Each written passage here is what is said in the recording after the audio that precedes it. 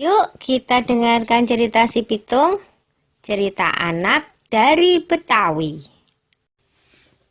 Pada zaman penjajahan Belanda, di kampung Rawabelong, lahir seorang bayi laki-laki mungil dari keluarga sederhana. Ayah dan ibu bayi itu adalah seorang petani. Kehadiran bayi itu tentu saja menambah kebahagiaan pada keluarga sederhana itu.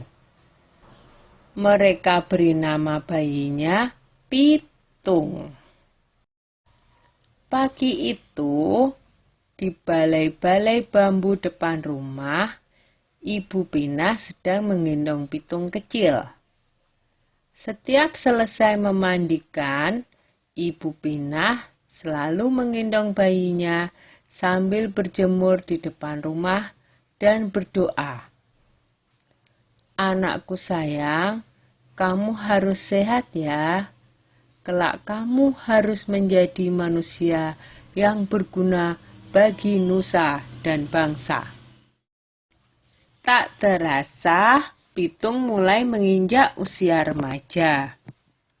Selain belajar mengaji, ia juga belajar ilmu bela diri. Dengan cepat, Pitung menguasai seluruh jurus yang diajarkan oleh sang guru. Sampai akhirnya, sang guru mewariskan ilmu Pancasona kepadanya, yaitu ilmu kebal senjata. Suatu hari, Pitung menyaksikan kekejaman centeng-centeng Babah Lim, si tuan tanah. Mereka mendatangi rumah penduduk dan merampas harta benda yang ada, karena tidak membayar pajak dan upeti.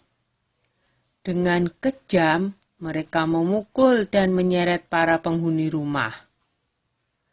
Hati kecil Pitung terpanggil untuk menolong mereka. Ini adalah saat pertama Pitung membela orang lemah. Pitung tak tega melihatnya.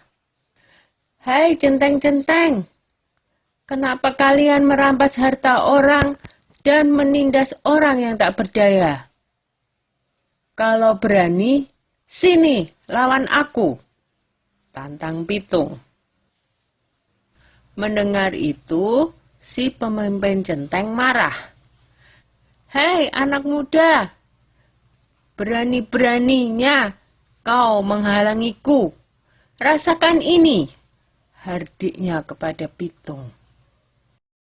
Pemimpin centeng menyerang Pitung dengan gencar, tetapi Pitung berhasil mengalahkannya dengan mudah.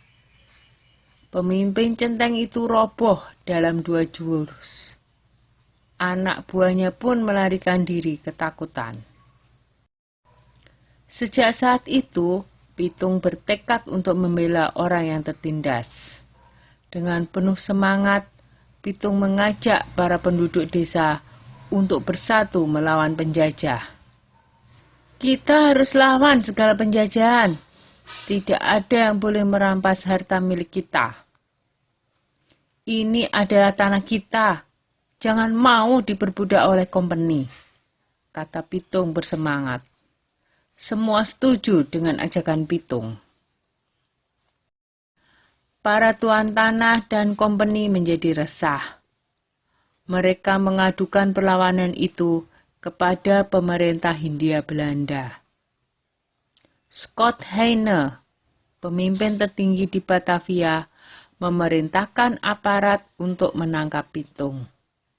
Ia menawarkan hadiah besar bagi siapa saja yang bisa menangkap Pitung.